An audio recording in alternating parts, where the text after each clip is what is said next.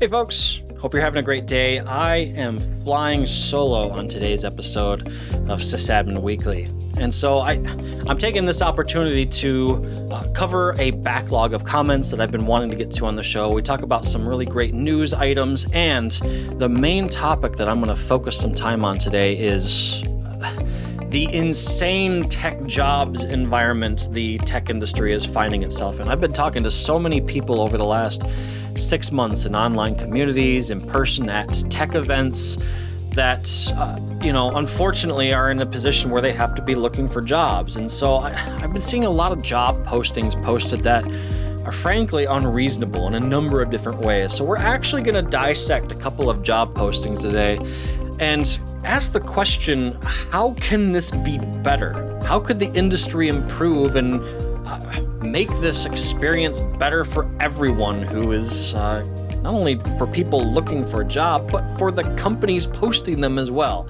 So we've got that and lots more in today's episode of SysAdmin Weekly.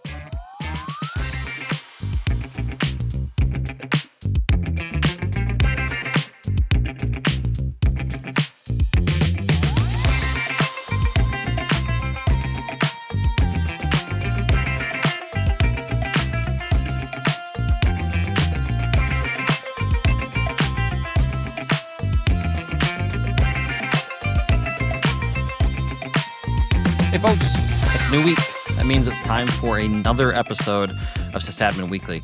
This is your podcast by sysadmins for sysadmins and dedicated to all the tireless tech folks out there working in the trenches day in and day out to keep the digital world spinning. As always, I'm your host, Andy Surwich, and this is normally the part of the show where I would say, hey, I'm joined by X or Y today, right? But I'm flying solo on today's episode, so I guess this is a SysAdmin Weekly first. And I mean, why? Well, it's December, it's the holidays, things have been crazy and busy, there's been travel involved, people, I'm still working on a big side project that I haven't really talked about yet, equipment issues with some of my usual co-hosts. I mean, there's a whole bunch of reasons why I'm solo on today's episode. And that's fine. We've got a lot of great stuff lined up today. We're going to be talking about a number of different comments that have come in both on the YouTube versions of our show episodes, as well as via the audio-only platforms. You folks have been leaving a lot of comments, which is great, and I've got a bit of a backlog to get through there. So we're going to be going through those. I've got some really interesting news React items to go through. We're going to talk about Anthropic, how they recently disrupted an espionage campaign that was making use of Claude. I've got some hacker news stuff to talk about. Our usual Nerd Hour segments, and then our main topic for today is basically what's up with IT job postings lately. So we're actually going to go through some job postings and talk about how insane some of them are, right? And so I'm not knocking recruiters, I'm not knocking HR people, I'm not knocking companies. It's just the product of the ecosystem that we all live in. Thankfully, I'm not in a position where I have to worry about dealing with job postings, but I'm part of a lot of IT communities where people are currently battling that issue, right? So I thought it'd be fun today to, well, maybe not fun, but interesting to go through some of those job postings and, well, I don't know, maybe see how we can urge certain people to do better in some areas to make it a little bit better for everyone. So we've got a pretty full episode with all of that in mind. So I guess a couple of things to housekeeping items to take care of here. So again, if you're new to the show, I appreciate you being here. You can find all the links that have to do with the show out at www.sysadminweekly.com. And that'll get you links to the YouTube channel, the various audio-only platforms, as well as our newsletter at newsletter.sysadminweekly.com. Now, couple of other things. Like I said, I just got done saying how busy we've been here at SysAdmin Weekly here over the last couple of weeks. So the newsletter publishing has been a little bit delayed over the last month. Working on getting that resolved. So pretty soon you'll have a regular cadence of newsletter posting there again. And the show itself, I always try to post it midweek, Wednesday, Thursday. There's been a couple Fridays lately, and again, it's just because there's too many plates spinning here at the SysAdmin Weekly offices. So, again, holidays, working through that backlog, but appreciate you folks sticking with us there. On that note, I have been also looking at various platforms to set up some sort of chat interaction between you listeners and us, those folks that are on the show. And looking at Discord or maybe a couple of other various options. So be on the lookout for that, because I figure that'd be a great way for us to not only, like hang out and talk with each other and share stories, et cetera, but it's also great for those situations where, I want to say, hey, this week's episode is going to be a little bit late or whatever, right? Kind of a more instantaneous feedback mechanism, if you will. So that's in the works as well. So be on the lookout for that. So what I wanted to do, I just got done talking about how we basically have a backlog of comments that I haven't gotten to. And a lot of these have come in just the last 5 or 6 days. So I'm really, really happy to have this problem. Again, if you have a comment, a funny joke, a story you want to share, you can always comment on all of our episodes out at youtube.com. Or you can leave comments on the Spotify versions of our show as well. So going to the YouTube comments here first, I've got a couple of comments that have surfaced on SysAdmin Weekly Episode 9. So SysAdmin Weekly Episode 9 focused on the question of what makes a great sysadmin. So one of my favorite episodes that we put out. And this first comment centers around a section of that episode where Paul Schnackenberg and I are talking about how to effectively communicate with end users and non-technical people, non-technical stakeholders, right? And Paul had made the point that a lot of people think that when we simplify the language in our communication to non-technical folks, we're, quote, dumbing it down, but that's not the case. Paul in that episode makes the point that, the person that you're talking to is an expert in their particular area, right? Whether that's a teacher or a doctor or a lawyer or whatever, right? They're super smart in their area, but it doesn't mean that they know deep technical stuff like we here in the sysadmin trenches do. So that is kind of the area of that episode where this particular comment refers to. And the commenter here says, and I quote, in reply to minute 46 of the episode, one of the analogies I once made to a server owner was that if their server was a dog, we would have to put it down out of mercy years earlier. So first off, good analogy, yes, and it absolutely does apply to servers. Part of me feels a little weird about that because I'm a big dog person. And I never want to think about having that happen, but the analogy stands and it does work. But absolutely, I can't tell you how many times over the years I've walked into a server room and just by looking at the chassis of a server in the rack, you can tell it's ancient. And you ask the point of contact, what's that server there do? Oh yeah, it runs our ERP system, or yeah, it runs our financial database, and you just cringe inside, right? So yes, that analogy absolutely does work. The next comment on that particular episode, same commenter here. And comments, and I quote here, my experience is all over the place and hands-on. Almost 20 years where 19 of it was kind of a little of everything for AIX, Linux, Windows.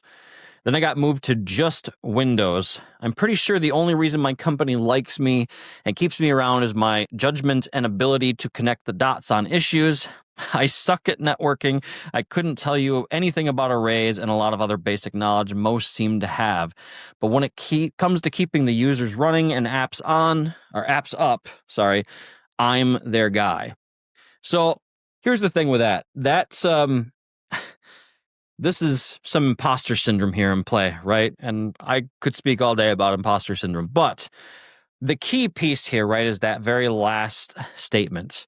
When it comes to keeping the users running and apps up, I'm their guy. And that's really what our jobs as sysadmins is, right? We got to keep the business running, keep the digital ecosystem of the business up and running, and by proxy, keeping end users and the business running, right? But here's the thing. You mentioned here that I suck at networking. I couldn't tell you anything about a raid. Like, first off, I just got done talking about how, when we talk to end users, they're experts at what they do, right? I will tell you right now that what you know about networking and storage, if you explained all of your knowledge in that area to one of those end users, they would still think you're a wizard, right? And I bet you know more than you think you do. I found that most people who think they're bad at a certain competency in IT, they actually know a lot more than they do. And I forget the exact saying. What is it? Wisdom is admitting the things you don't know, something along those lines. I don't have it 100% right, but I think as IT folks, as sysadmins, one of the best things that we can do is, admit when we don't know something, because this industry is so vast, it is impossible, absolutely impossible to know it all. And so there's certain subject matter areas that I'll be the first to say are not my area. You start asking me about like deep SQL or MariaDB questions, things like that, and I'm just like, I could run a SQL server for you. I could spin up a MariaDB server for you. But as for actually using the database services, not my bag, not my thing, right? And so I could do basics, but you don't want me making SQL queries. So anyway, don't knock yourself. You know more than you think you do. And like I said, the end users and hopefully the stakeholders at your company still see you as the wizard that you likely are. So next comment here. Let's see.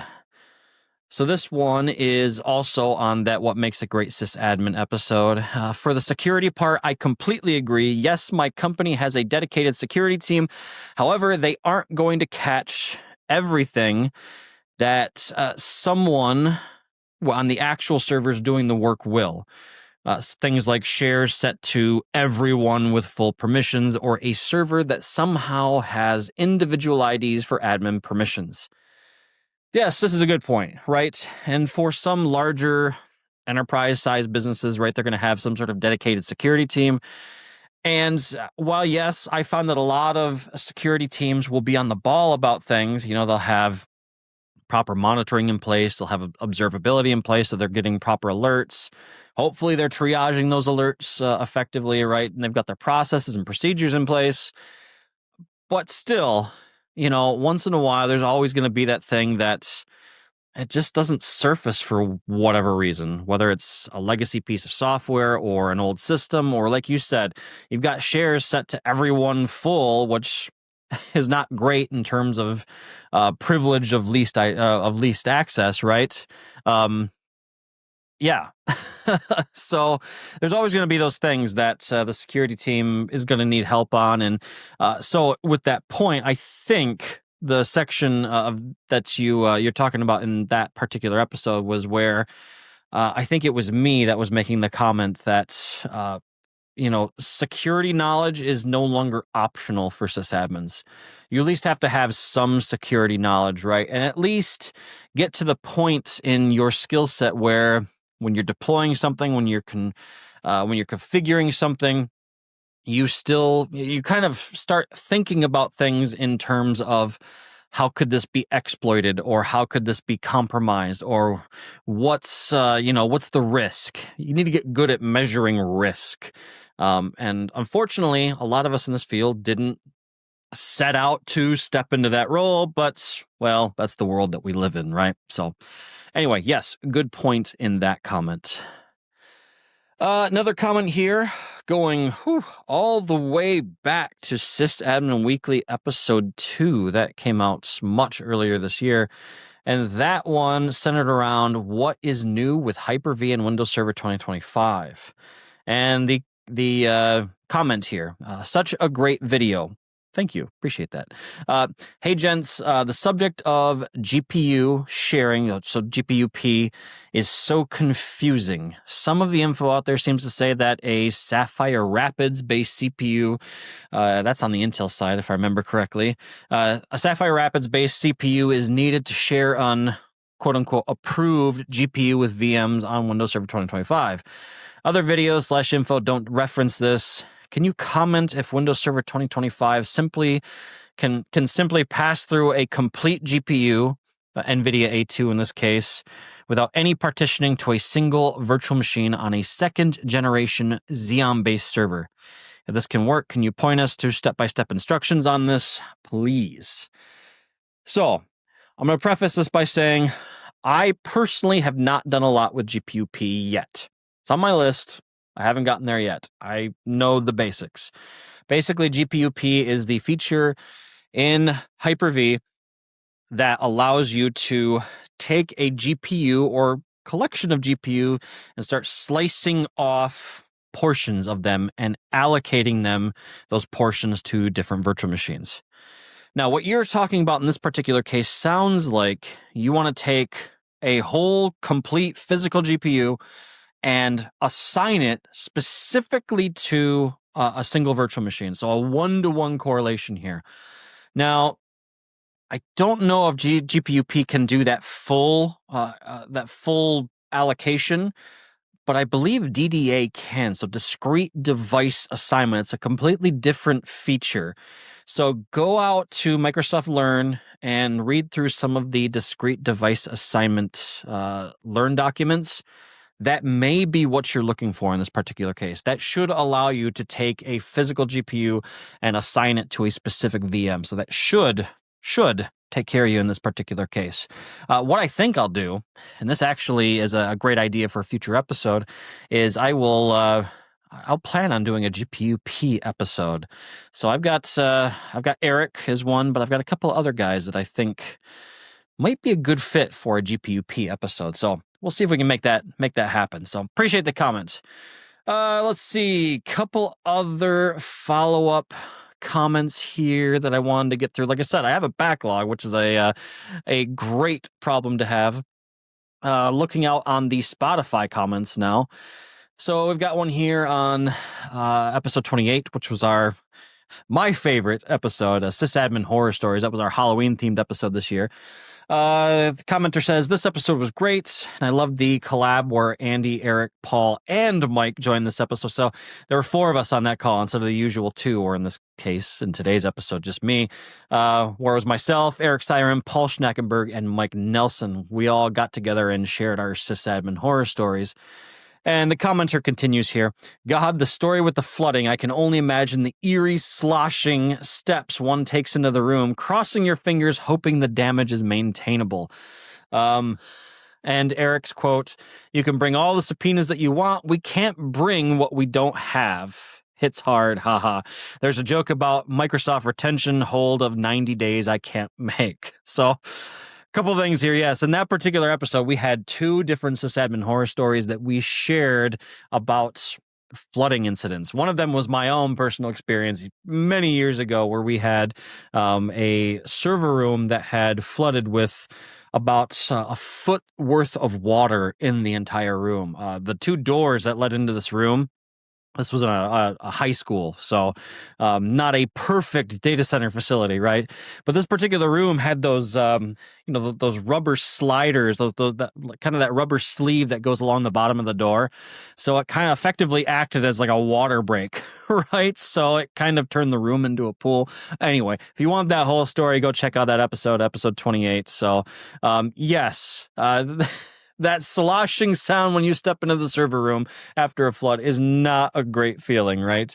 And yes, we unpacked a whole lot around Eric's comments around, we can't bring you data that we don't have in terms of a subpoena, right? Data retention. So yeah, good comment there.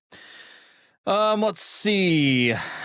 Another comment here on an episode that Eric and I did called When Good Tech Goes Corporate. Basically was talking about the enshittification of good tech. What's happening with VMware and Broadcom right now, probably a good example of that. Anyway, commenter said, love this episode. It hits closer than you think. I think I physically jumped a bit when Eric mentioned, quote, I want to put my corporate database on port 80, unquote. Haha. Yet, that's something you never want to hear a sysadmin say. Yeah, let's not put the corporate database on port 80. Not a great idea. Yes. Yeah, good one there. And then a comment, last one here to cover. On episode 30 of the show, that was all around the new NIST password guidelines. Recently, I acquired a YubiKey. Yeah, I know, long overdue. Now that I have it, I immediately started an overview of all my important accounts that may have a weaker password or not 2FA enabled at all. Took Eric's advice and set Bitwarden's password generator to 25 characters. Good job. Yep, great move. Hard to remember, special characters and alike. Now to get a backup YubiKey, and I'm all set. Now to envelop into the journey to change my passwords according to the new NIST guidelines. So, yes, a great comment there. Glad you got a YubiKey. I love my YubiKeys. This is not an endorsement of Yubico, but I love my YubiKeys. So, and yes, you definitely want to have a backup YubiKey. That way, if you lose the first one, and especially if you have any accounts that are set to passwordless, definitely need that backup, right?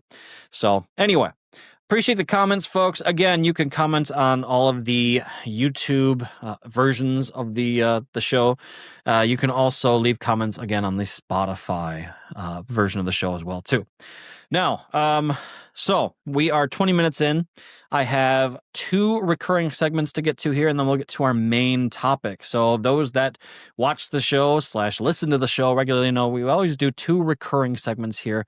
The first is a news react segment, and the other is our Nerd Hour segment. And I'm going to start with the news react segment here, and I am trying to make more use of all of the capabilities inside of our recording platform. So I'm going to share the news article that I'm talking about here. So you can see what I'm talking about. And those of you that are listening, I'll be sure to explain what the article is talking about here. And I will put the link to this article in the show notes as well, folks. But the first article I wanted to talk about today, because I have 2.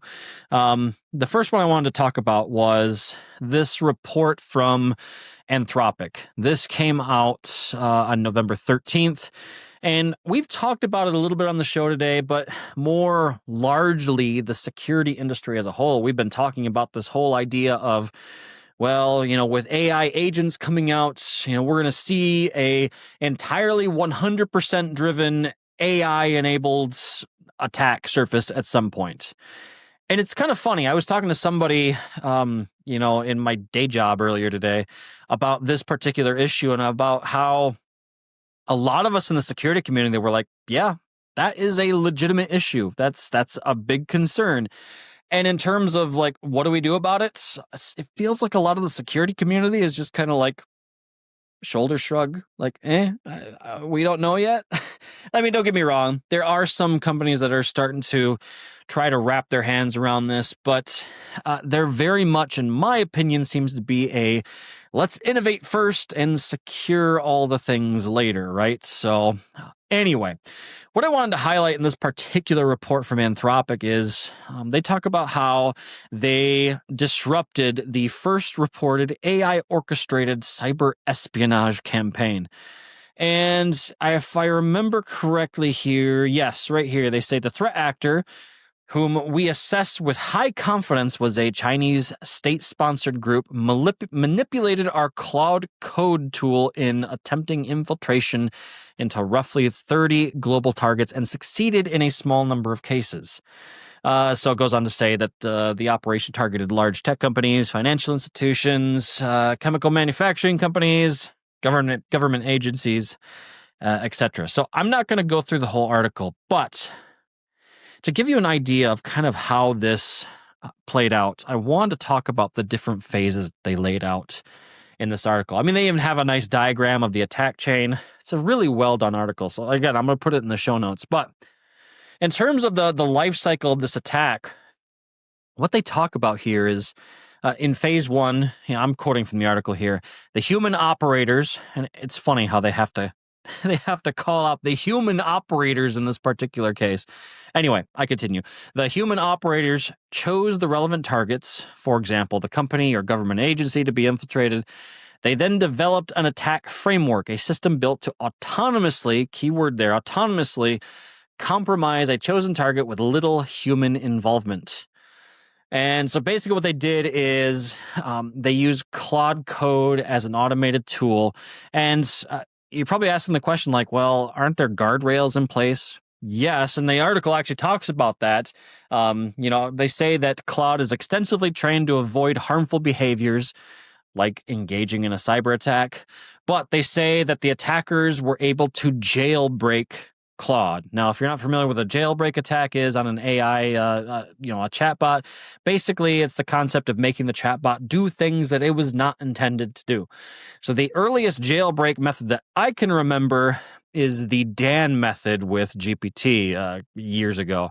Basically, Dan stood for do anything now, and it was basically this whole prompt you fed to GPT before you asked it to do things that it probably shouldn't do, like make ransomware. So anyway, Anthropic continues here, right, that they moved the attackers after they jailbroke Claude, that they then told Claude that it was an employee of a legitimate cybersecurity firm and it was being used for defensive testing. So then they went on to like the second phase of the attack, right, where they basically had Claude inspect the target organization systems and infrastructure, looking for the highest value things, right? And basically the reconnaissance phase of the attack, and then reported back to the human operators with a summary of its findings. So go look at this target, find the juiciest bits of data that you can find, and let us know what you think. And then in the next phase of the attack, they started having Claude start probing vulnerabilities in the target organization and write its own exploit code. And so when everything was said and done, they had AI basically perform like 80 to 90% of the campaign with minimal human intervention. So why do I bring this up? Well, we're going to see a world where not only are cyber attacks going to happen more than they already are, and I mean, that's a trend. They've been trending up for a long time, right? But we also now see a situation where the barrier to entry to becoming a threat actor has gotten lower, right? I don't have to have, all the crazy skills in offensive security to become a threat actor anymore. I can use AI for part of it. And yes, I still have to understand the attack chain and all that, but I can have AI teach me about the attack chain, right?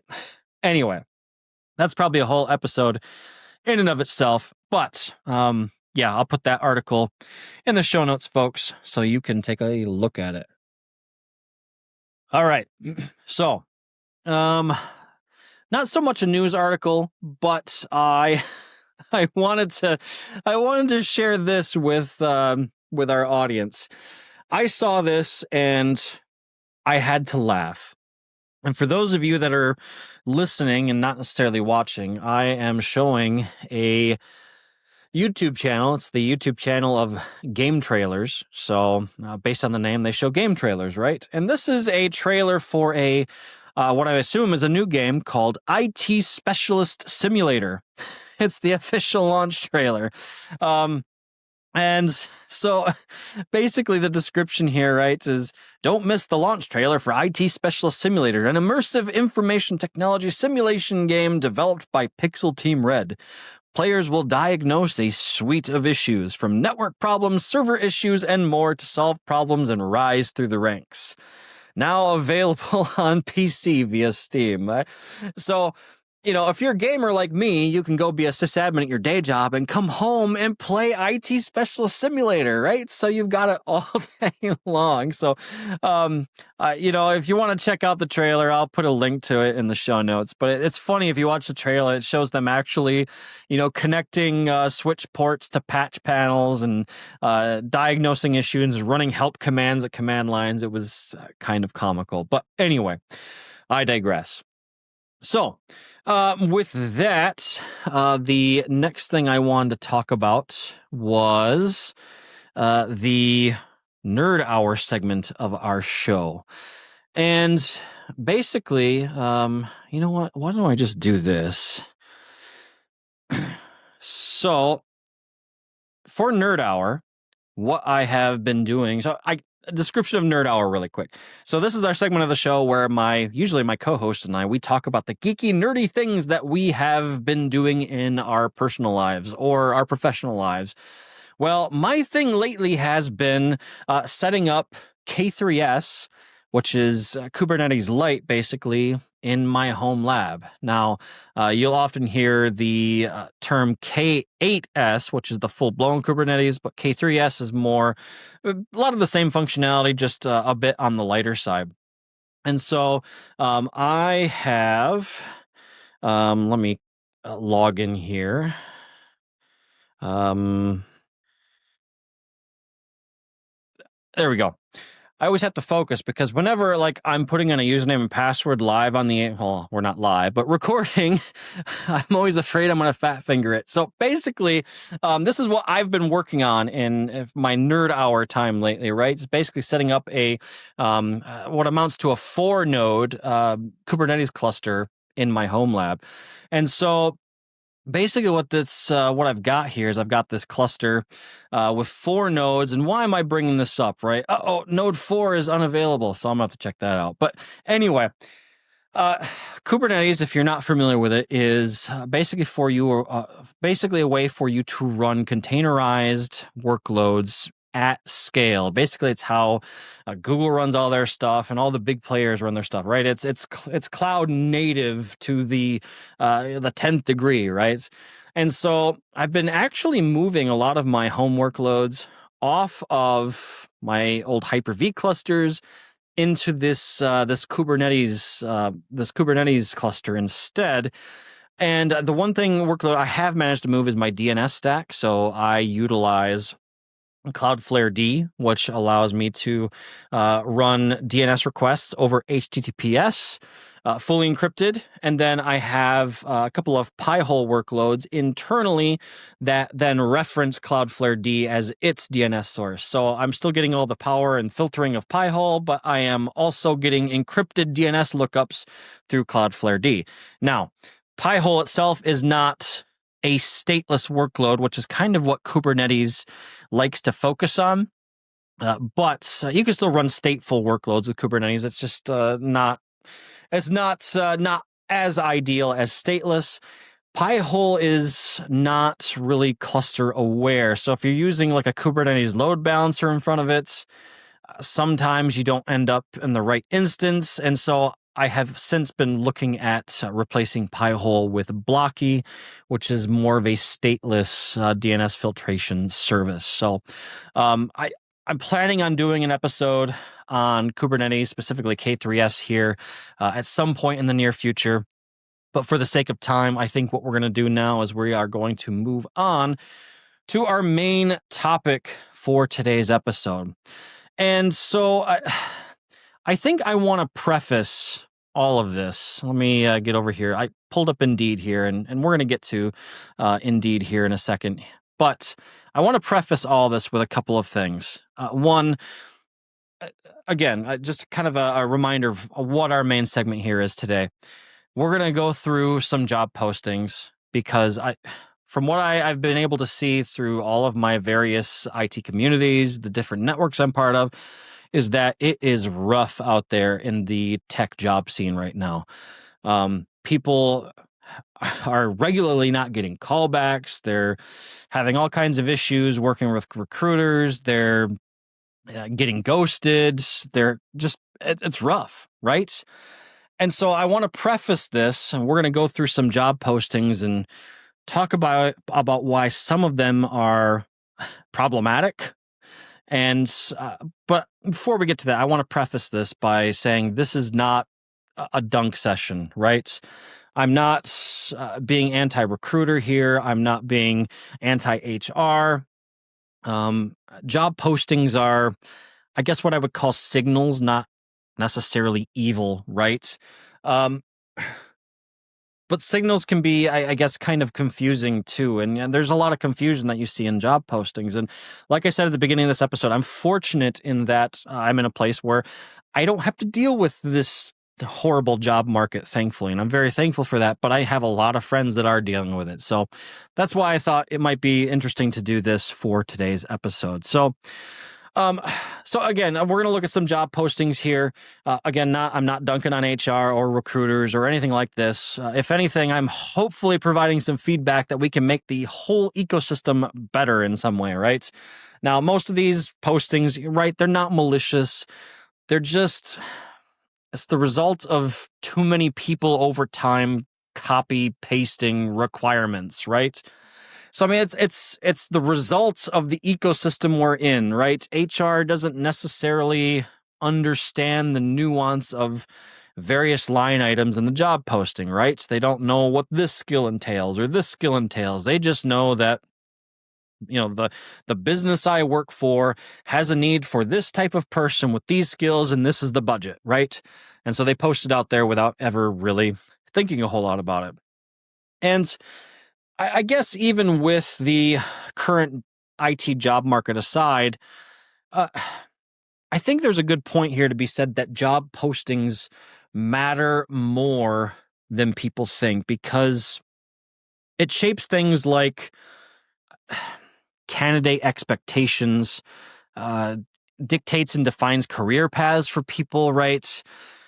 Could even lead to impostor syndrome, like I talked about a little bit earlier, right? And ultimately, bad postings, they cause things like bad hires, fast burnout, or unfortunately for both the hiree and the business, churn after 6, 10, 8, 12 months, whatever, right? That person ends up leaving because maybe it wasn't a good fit, right?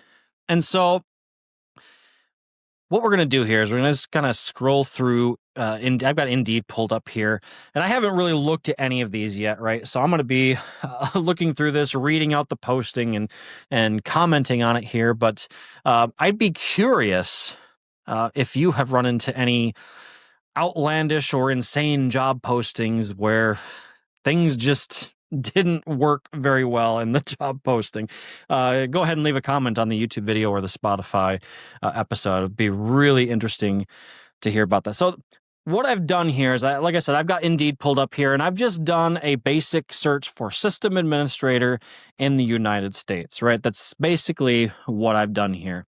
And so the first one I pulled up here is the senior system administrator role. Like I said, I've not looked at any of these.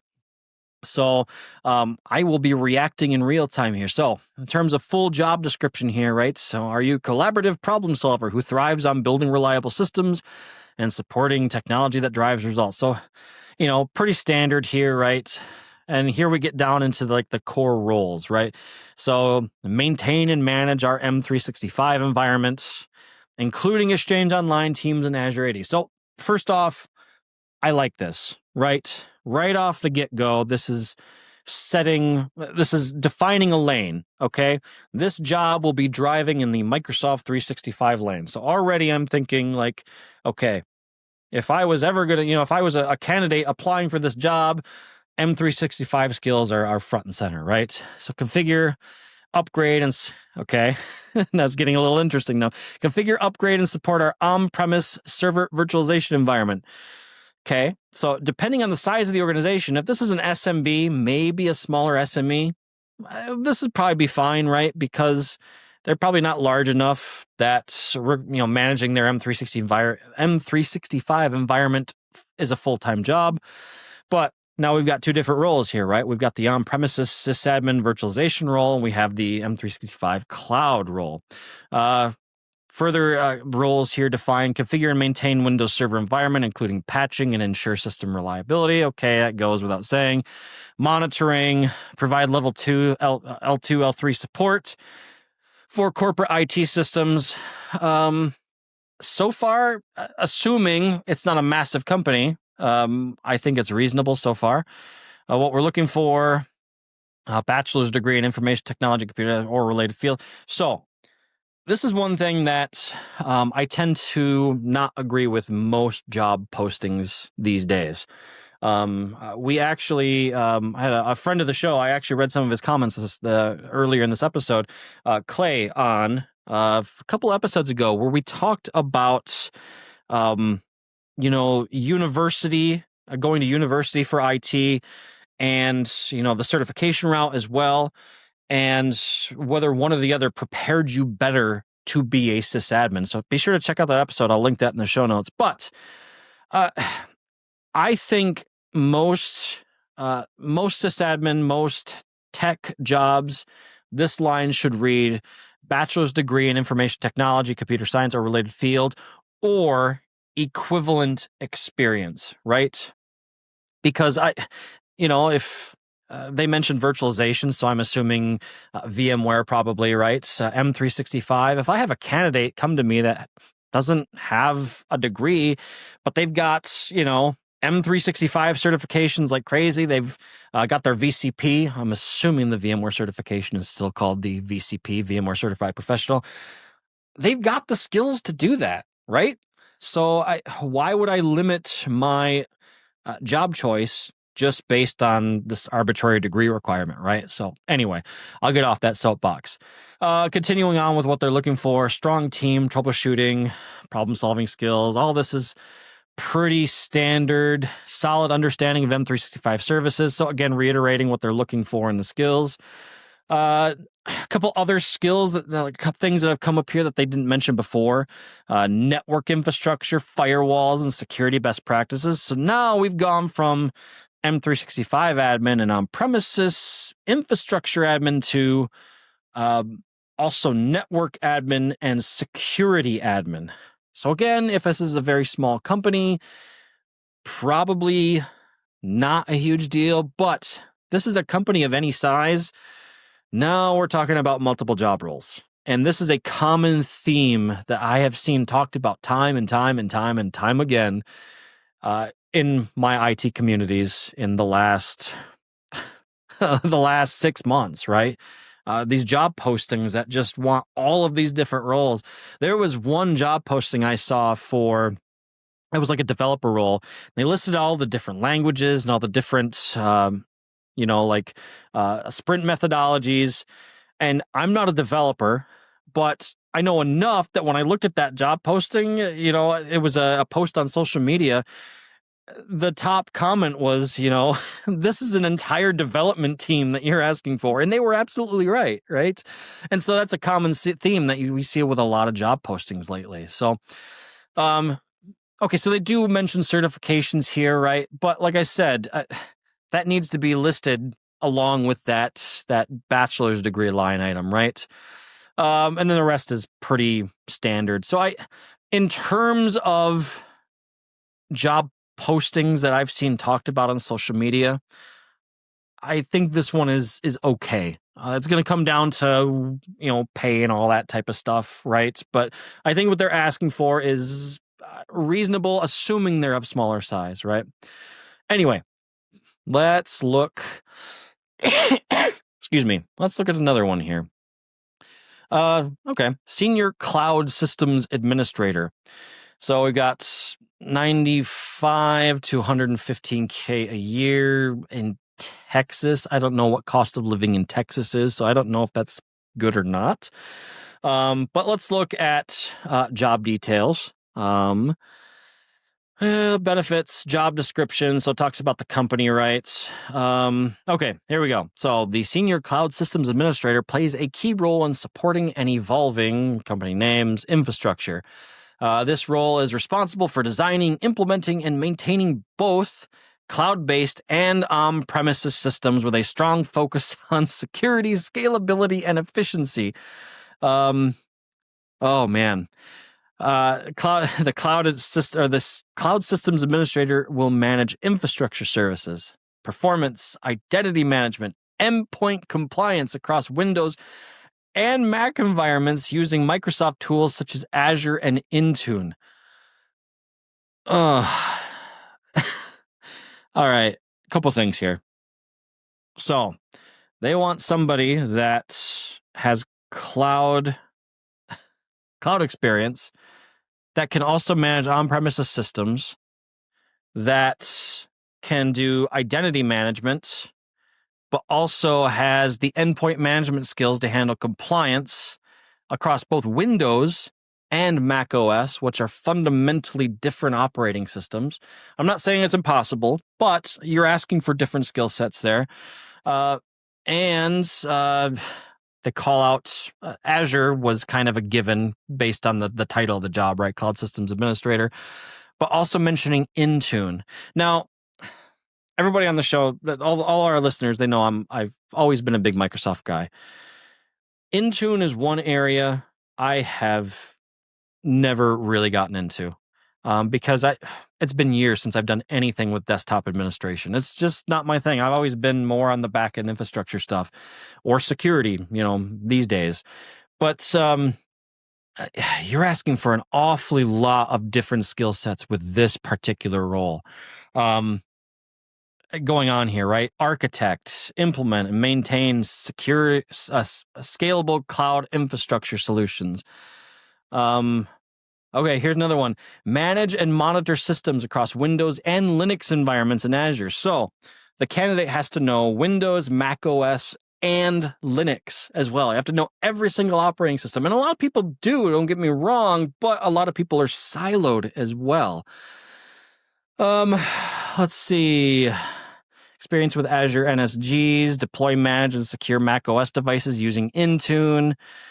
Okay, configure and support Microsoft 365 services. So we're throwing 365 on top of the pile too. Automate systems administration tasks using strong knowledge of PowerShell scripts. So we have scripting and everything that goes along with that too. Granted, you're probably going to have scripting knowledge as a system admin, but it's in the requirements list. And experience with AI tooling and platforms. Oh boy. So reading through this one, right? Oh, there's more. Wait, there's more. They just forgot a bullet point on this one. Install, configure, automate, and monitor various cloud services. Kind of nebulous there. Various. Analyze existing systems, processes, architectures, monitor performance, perform backup and disaster recovery planning. So now we're doing DR planning and implementation. Serve as a tier 3 escalation point. Provide periodic off hours on call. So there's an on-call rotation as part of this. Oh man, there's a lot here. So this is kind of one of those postings where you're asking for more than one person with this. And I'm sensitive to the fact that realistically, is this person going to be touching all of those systems? Most likely what happened in this particular case is the IT manager and HR got together and they said, what are all the things in our business in terms of technology that this person might have to touch? I'm hoping that's what it is, right? Because if that person is expected to do all of this, that's a lot. That is a lot. Now, again, I'm not knocking anyone in particular. I'm just stating that, this is kind of a problem that we have with job postings in the tech space. Let's look at another one here. Let's see. System Administrator 2. Here we go. All right. So essay number 2, 90. Boy, this is an awfully specific salary range. 93,659 to 131,298. Very specific numbers there. Okay. All right. And for Albany, New York, boy, I don't know. I don't know if that's good or not, because I I live in the U.S. Midwest, so I don't know. But let's look at the job description here, and we'll go straight to the job overview. All right. The System Administrator 2, Information Technology, is responsible for overseeing the maintenance and security of blanks, intranets, and computer systems. The System Administrator 2 is responsible for maintaining existing server environments, responding to employee concerns, drafting documents, blah, blah, blah, blah, blah. All right. Primary responsibilities. So manage and maintain M365 accounts, permissions, groups, authentication policies. Good. Managing and maintaining file servers, Intune, endpoint management. So, okay, reasonable so far. Oh, act as a support backup for Atlassian products. Maintain WebEx calling environment. So here's another thing that I've seen with job postings over the years, and I've seen a lot of these examples pop up in the social media circles I'm part of as well too. Sure, you'll have all of your core competencies, right? You'll have the Microsoft stuff, the Linux stuff, the Mac OS stuff, the Azure, the VMware, all the core competencies that most sysadmins probably have. But then you get into this place where you'll have very specific third-party software requirements too. Atlassian, I think, is getting a little bit more commonplace, but they have a lot of different products too. So which Atlassian product are we talking about here? I know it says products, plural, but which ones? Maintain WebEx calling environment. So I'm not familiar with WebEx itself, but is that like a VoIP SIP type thing? Because if it is, that's a whole competency in and of itself. I have talked with some VoIP and SIP people over the years, enough to know that that's its own job. Managing a calling environment for an organization of any given size is an undertaking. Maintain documentation, that's a given in my opinion, right? Okay, this bullet point's interesting. Perform other responsibilities as assigned. I read that as anything we forgot to put on the job posting is how I read that particular bullet point. And travel requirements, 10% or less travel expected. Minimum qualifications, a bachelor's degree and 5 years experience in a field such as CIS, computer information system, strong technical acumen, exceptional communication, and negotiation skills. That has got to be just a copy paste from some other job posting. I don't know if I've ever seen negotiation skills on a technical job posting before. So strong technical acumen with exceptional communication and negotiation skills to work with a wide array of users with varying technical skills. Now, I could see that skill being a requirement for a job posting if vendor management was part of this role. Like they were going to have a bunch of third-party vendors that do support for them and whatnot. They're going to be managing that relationship, but typically that's the job of like an IT director or a CIO or something along those lines. So that's interesting to see in a job posting. Demonstrated record of success. Just kind of skimming quickly to hear if there's any that really stand out. Ability to quickly identify and drive to the best possible solution. The ability to effectively produce materials in Microsoft Word, Excel, Visio, Power, Project, and Power. Okay, all right. Has in-depth analytical technical expertise to act as a subject expert in their area. Again, I feel like this posting also falls into that area of asking for way too many disparate skills, right? And again, I think I've said it already, but I'm going to say it again. I think this is just a case of, people within that organization getting together and say, what are all the different things we have? Okay, we need a person that can do all these different things. And a lot of times they don't stop to ask the question of, is that reasonable, right? And of course, I'm going to quote the immortal Ian Malcolm again, right? They were so preoccupied with whether they could, they didn't stop to think if they should, right? Oh, anyway. Well, I think we've got time for one more here. Let me take a look at...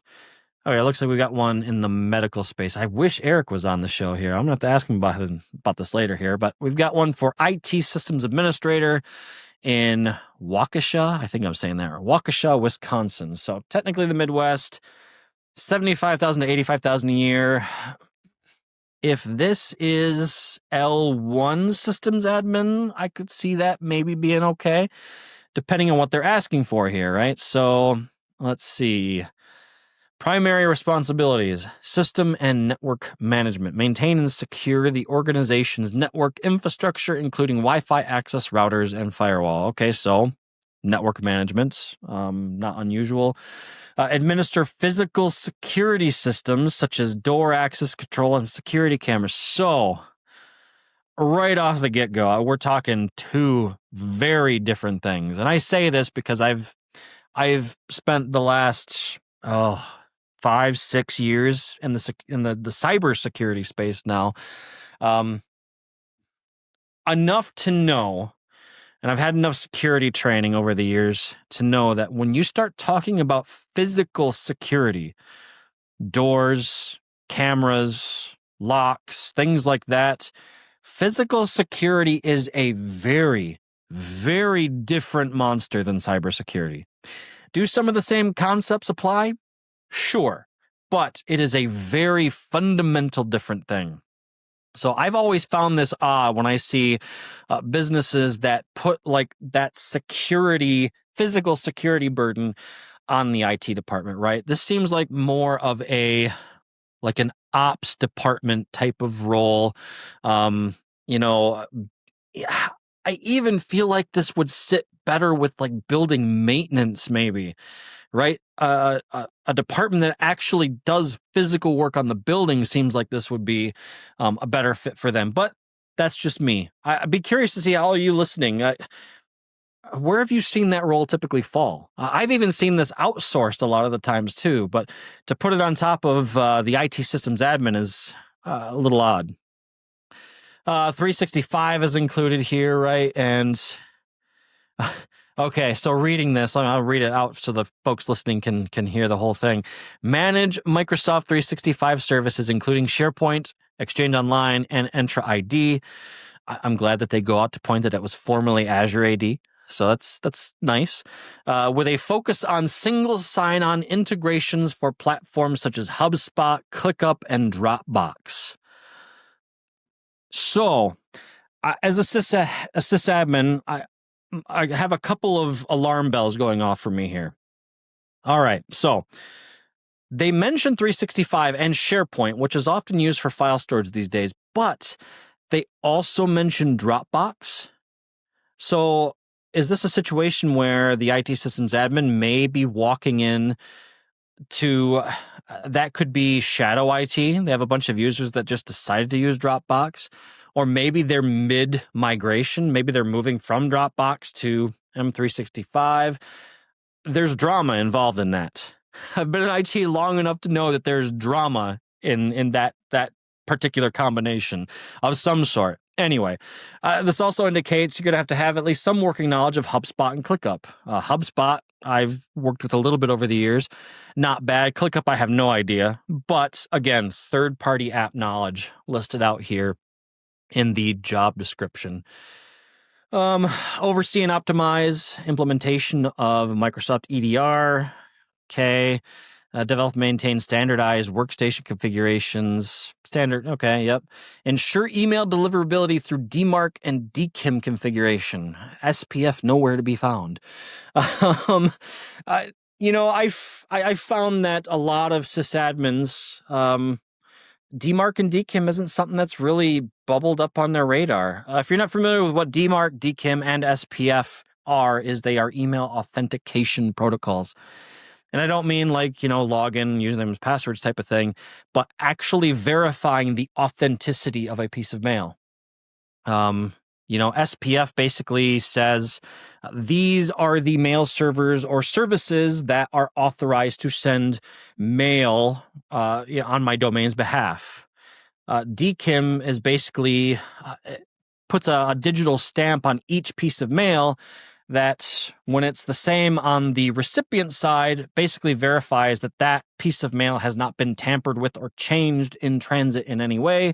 And then DMARC basically tells recipient mail servers what should they do if DKIM and SPF checks fail. That's basically at a high level how that stack works.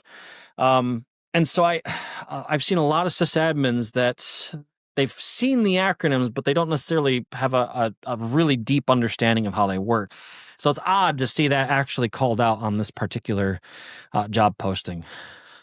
Oh, wait. Okay, I'm going to say it again. Oh, wait, there's more. So that was just the system and network management portion of this particular job posting. Now we're into the cybersecurity and asset management. Implement and monitor security protocols for all employee devices. All employee devices. Are we talking personal phones as well? That would be one question that bubbles up for me looking at this. Develop and deliver cybersecurity training and awareness programs for staff to build a strong security. So running security training, tracking and management of IT assets. Now we get to technical support and operations, support AV technologies in the boardroom. And so audiovisual in boardrooms, which can be time consuming for anybody that's done that knows it can be time consuming. Let's see, printer communications listed, ISP connectivity, other hands-on problems, documentation, reporting, training, and capacity. These are just categories now, right? Testing and disaster recovery. There are a lot of skills listed out. So we've looked at 4 postings, I think, in the time that we've been going over this segment, right? And I think a common theme here is I feel like, and I've seen this talked about in the IT community again, right? And I'm going to say this again. I'm very fortunate in that I'm at a place in the industry where I don't need to worry about fighting through this horrible IT jobs ecosystem. But I've seen it mentioned in the industry, communities, et cetera, that a lot of organizations seem to be looking for a unicorn. Some of these postings, you're talking about multiple roles. And so ultimately, I guess it's supply and demand, unfortunately, right? I mean, because of all the layoffs that have happened in the industry, there's a large supply of technical folks out there looking for jobs, and well, this is the unfortunate reality, I guess. So anyway, so to kind of wrap up here, right? We've talked about the postings, wanting too much, expectations that are unrealistic on a person coming in to fill this role. A brief mention of how it's going to cause burnout and churn later on. A lot of these postings, they describe kind of the ideal future for that particular post and not the realistic day-to-day present time, right?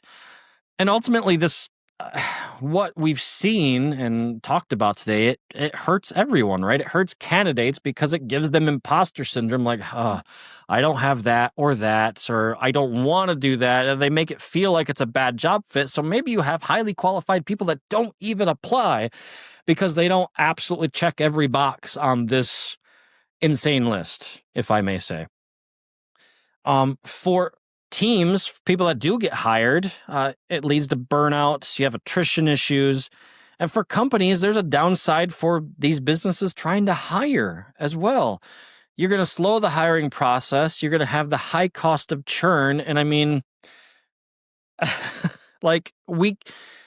if we as an industry, I guess this is my takeaway for this episode. If we as an industry could solve this problem, it would get better for everyone, right? Do I have any tangible, methods for doing that? I don't know off the top of my head, right? This is a big issue to solve.